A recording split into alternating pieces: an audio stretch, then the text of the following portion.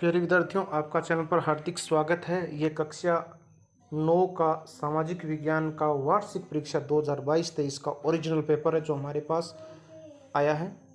हम इस पेपर को हल करना शुरू करें उससे पहले आप वीडियो को लाइक करें, चैनल को सब्सक्राइब करें, घंटे का निशान दबाकर ऑल बटन पर क्लिक करते हुए अन्य साथियों को शेयर कर दीजिए। ये देख सकते हैं आप, हमारे पास ये 4 पेज का ये पेपर है, ओरिजिनल पेपर है जो हमें प्राप्त हुआ है। सबसे पहले प्रश्न नंबर 1, रूस के स्थानीय स्वशासी संगठन कहलाते थे? सोवियत, ड्यूमा, पेट्रोग्राद, उपयुक्त सभी। तो आपका उत्तर है ए, सोवियत। प्रश्न नंबर 2, श्रीलंका में घुमंतू कृषि को किस नाम से जाना जाता था? लादिंग, तावी, चितमेन, चेन्ना। तो उत्तर है आपका द, चेन्ना। प्रश्न नंबर 3, राजस्थान के रेगिस्तान में रहने वाला चरवा समुदाय है? धनगर, कुरुमा, रायका, बंजारा। तो ये रायका हिस्सा है। रायका को रेबारी कहा जाता है, देवासी कहा जाता है। तो ये चरवाहा जाति है आपकी तीसरे का से। प्रश्न नंबर 4 की बात करते हैं। तो प्रश्न नंबर 4 में कौन सी रेखा भारत को 2 भागों में बांटती है? मकर रेखा, कर्क रेखा, भूमध्य रेखा, यमोत्तर रेखा। कौन सी रेखा भारत को 2 भागों में बांटती है? तो ये आपकी है कर्क रेखा। कर्क रेखा जो उत्तरी गोलार्ध में चलती है और मकर रेखा जो पूर्वी आपके दक्षिण गोलार्ध में, और भूमध्य रेखा जो बीच वाली है। तो भारत में केवल कर्क रेखा है। प्रश्न नंबर 5, गोवा के दक्षिण में स्थित पश्चिम तटीय पट्टी कौन सी है? कन्नड़, कोंकण, कोरोमंडल, उत्तरी सरकार। तो मेरे हिसाब से ये प्रश्न आपका गलत है, क्योंकि गोवा के दक्षिण में स्थित पश्चिमी तटीय पट्टी है उसको कहा जाता है मालाबार। क्या कहा जाता है? मालाबार। तो आपका उत्तर होना चाहिए मालाबार, और इसमें है नहीं। बाकी आप अपने गुरुजनों से कन्फर्म कर लेना। हमारे सामाजिक के गुरुजी उन्होंने तो यही बताया है। प्रश्न नंबर 6, निम्नलिखित में से कौन सी लवणीय जल वाली झील है? सांबर, डल, वूलर, गोविंद सागर। तो ये है आपकी सांबर है। प्रश्न नंबर 7 की बात करते हैं। सिनकोना के वृक्ष कितनी वर्षा वाले क्षेत्रों में पाए जाते हैं? तो ये 100 सेंटीमीटर या इससे अधिक होता है। तो आपका उत्तर ए ही है। 100 या 100 से अधिक होता तो हम कन्फ्यूज जरूर होते, 100 मान लेते, परंतु यहाँ तो 100 से कम है। तो सिनकोना का जो वृक्ष है वो 100 सेंटीमीटर वाले में पाया जाता है। प्रश्न नंबर 8, निम्न में से किस राज्य में सर्वाधिक महिला साक्षरता पाई जाती है? तो ये है आपका केरल। कौन सा है? केरल है। उत्तर 8 का। प्रश्न नंबर 9, जनता का शासन किस प्रकार की शासन व्यवस्था में होता है? राजतंत्र, तानाशाही, लोकतंत्र, उपयुक्त सभी। तो ये है आपका स, लोकतंत्र। तानाशाही एक व्यक्ति तानाशाह करता है, राजतंत्र जो राजा का शासन होता है। तो आपका उत्तर हो गया इसमें स हो गया 9वें में। आगे बढ़ते प्रश्न नंबर 10 की ओर।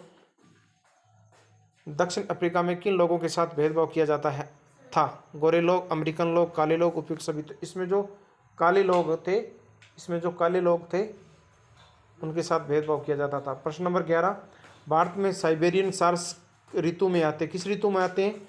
ग्रीष्म ऋतु में आते हैं। किस ऋतु में आते हैं? ग्रीष्म ऋतु में, यानी गर्मियों में आते हैं। प्रश्न नंबर 12 देखिए, दक्षिण केवलादेवी गणना अभ्यारण्य में आते हैं। प्रश्न नंबर 12, दक्षिण में समुद्र पार हमारा पड़ोसी देश है? श्रीलंका या पाकिस्तान? तो आपका उत्तर है श्रीलंका। प्रश्न नंबर 13, उत्तरी मैदान रेगिस्तान मृदा से बना है? जलोढ़ और काली। जलोढ़ और काली। तो ये है जलोढ़ से। किससे? जलोढ़ से बना हुआ है। प्रश्न नंबर 14, रेगिस्तान झील भारत में खारे पानी की सबसे बड़ी झील है? डल और चिल्का। तो इसमें है चिल्का झील। डल मीठे पानी की है, तो चिल्का। प्रश्न नंबर 15, उत्तरी भारत में ऋतु मध्य नवंबर से प्रारंभ होकर फरवरी तक रहती है? शीत या ग्रीष्म? तो ये आपकी शीत ऋतु। कौन सी ऋतु है? शीत ऋतु। प्रश्न नंबर 16, लद्दाख की बर्फीली पहाड़ियों पर रेगिस्तान पाया जाता है? थाक, ऊंट। तो ये थाक नहीं, याक है। याक पाया जाता है। ऊंट तो रेगिस्तान में पाया जाता है। प्रश्न नंबर 17, प्रति पुरुषों पर महिलाओं की संख्या को लिंगानुपात कहते हैं? तो प्रति हजार पुरुषों पर महिलाओं की संख्या को लिंगानुपात कहते हैं।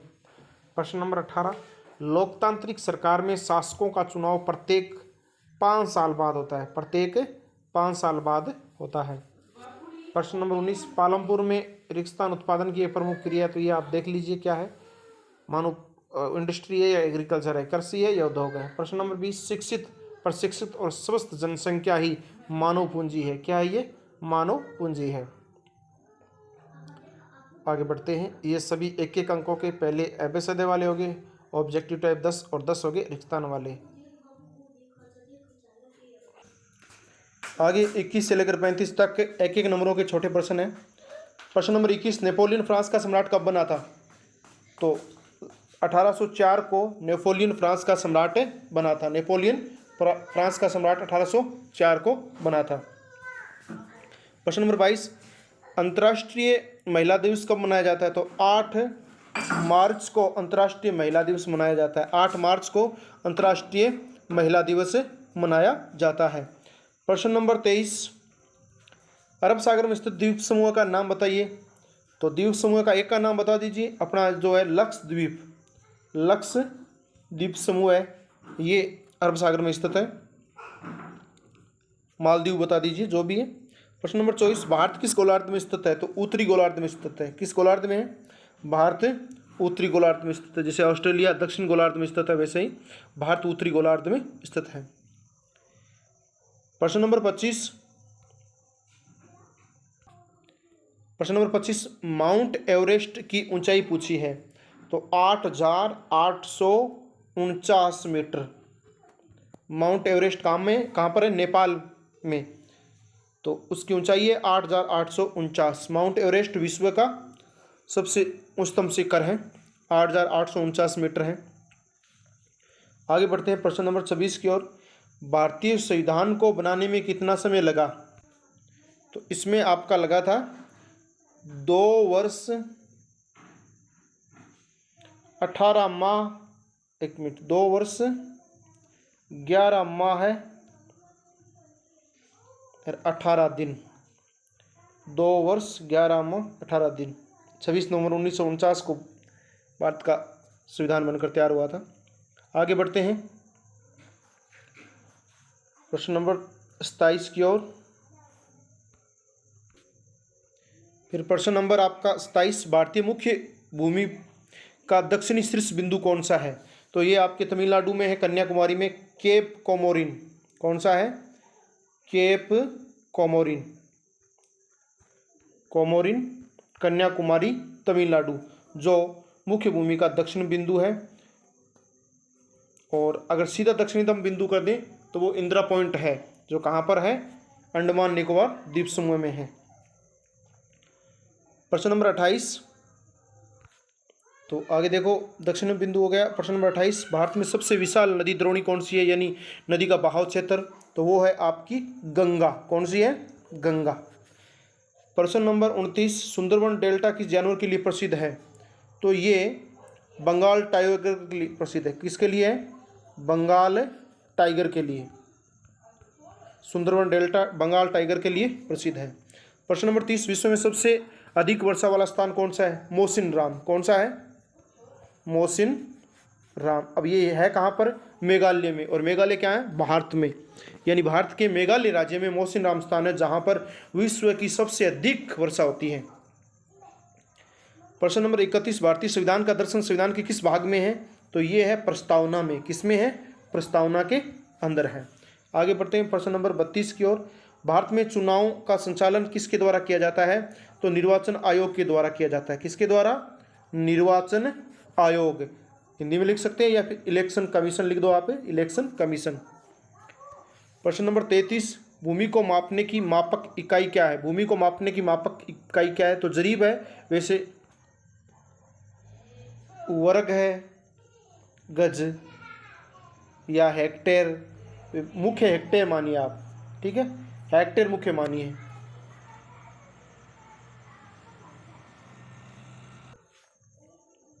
प्रश्न नंबर 34, देश की सभी अदालतों को किसका फैसला मान्य है? सुप्रीम कोर्ट, यानी सर्वोच्च न्यायालय। जो भारत का सर्वोच्च न्यायालय है, वो जो भी फैसला दे देता है वो सभी जगह लागू होता है। सभी राज्यों में, सभी न्यायालयों में लागू होता है सर्वोच्च न्यायालय का, सुप्रीम कोर्ट का फैसला। प्रश्न नंबर 35, भारत में सर्वाधिक निर्धनता वाला राज्य कौन सा है? तो ये है बिहार। और सबसे कम निर्धनता वाले की बात करें तो वो है आपका केरला। प्रश्न नंबर 36, भारत में बफर स्टॉक किसके द्वारा रखा गया है? सर, ये भारतीय खाद्य निगम के द्वारा। भारतीय खाद्य निगम, FCI, भारतीय खाद्य निगम यानी फूड कॉरपोरेशन। हाँ, of India, food corporation of India यानी भारतीय खाद्य निगम के द्वारा। आगे बढ़ते हैं। प्रश्न नंबर 37, खाद्य सुरक्षा का क्या अर्थ है? खाद्य सुरक्षा का अर्थ है कि प्रत्येक व्यक्ति तक खाने योग्य सामग्री है वो मुहैया की जाए सही दर के अंदर और सही तरीके से।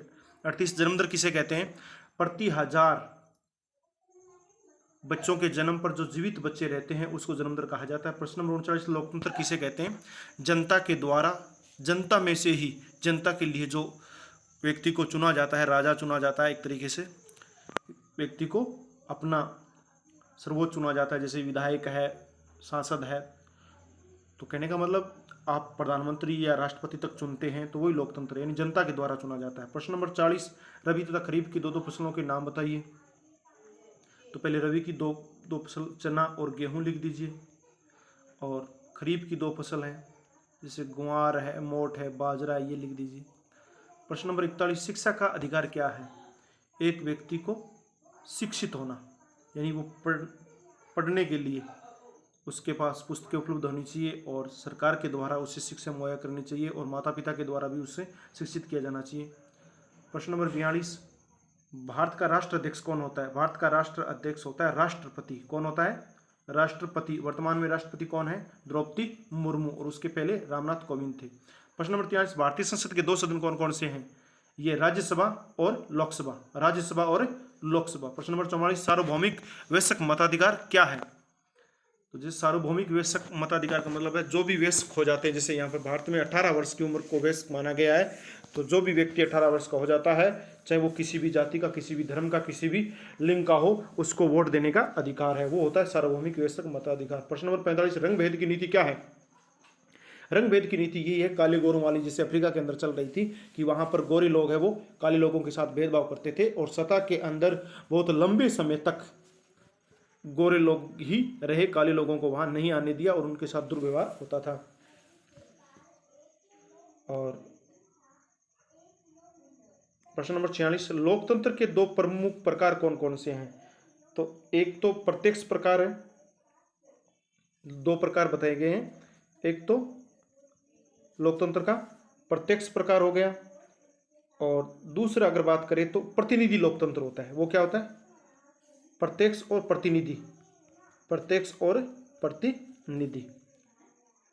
आगे बढ़ते हैं। प्रश्न नंबर 47, साक्षर किसे कहते हैं? जिस व्यक्ति को अक्षरों का ज्ञान हो, यानी कुछ पढ़ना, थोड़ा बहुत लिखना आता हो। अब आगे पूछा गया, शंकुधारी वन कहाँ पाए जाते हैं? शंकुधारी वन है वो अमेरिका, कनाडा, यूरोप तथा एशिया के अंदर पाए जाते हैं। तो अपने यहाँ यूएस और कनाडा मान लेते हैं। प्रश्न नंबर 49, लू किसे कहते हैं? देखो, रेगिस्तान के अंदर यानी विशेष करके राजस्थान के अंदर जो गर्मियों के अंदर गर्म हवा चलती है उसको लू कहते हैं। प्रश्न नंबर 50, क्षेत्रफल की दृष्टि से भारत के सबसे बड़े तथा सबसे छोटे राज्य का नाम है, लिखो। तो देखो, क्षेत्रफल की दृष्टि से भारत का सबसे बड़ा राज्य तो अपना हो गया राजस्थान, और छोटा राज्य हो गया गोवा। सबसे बड़ा राज्य है राजस्थान और छोटा राज्य है गोवा। प्रश्न नंबर 51, जनगणना किसे कहते हैं? इसका क्या महत्व है? जनगणना यानी लोगों की गिनती होती है, जन्म के बाद से लेकर हर 10 वर्ष के बाद भारत के अंदर जनगणना होती है, और वो महत्वपूर्ण है। उसके अनुकूल आगे की व्यवस्था की जाती है, कहाँ पर कितनी करनी है, प्रशासनिक है, राजनीतिक है, सभी प्रकार की व्यवस्था जनगणना के आधार पर ही की जाती है, तो ये महत्वपूर्ण भी है। अब ये आप देख लीजिए, हिटलर युद्ध क्या था, मतदाता सूची क्या है? तो मतदाता सूची है उसमें है जिसमें जैसे वयस्क मताधिकार की बात की गई है, तो जो लोग मतदान करते हैं उनकी एक सूची बनी होती है कि कौन कौन लोग वोट दे सकते हैं। 54, जल विभाजक किसे कहते हैं? जल विभाजक जो 2 स्थानों को, 2 भूभागों को अलग अलग करती है उसे जल विभाजक कहते हैं। जैसे श्रीलंका और भारत को एक जल विभाजक रेखा है वो अलग अलग करती है, वैसे आगे जो भी महाद्वीप है उनको।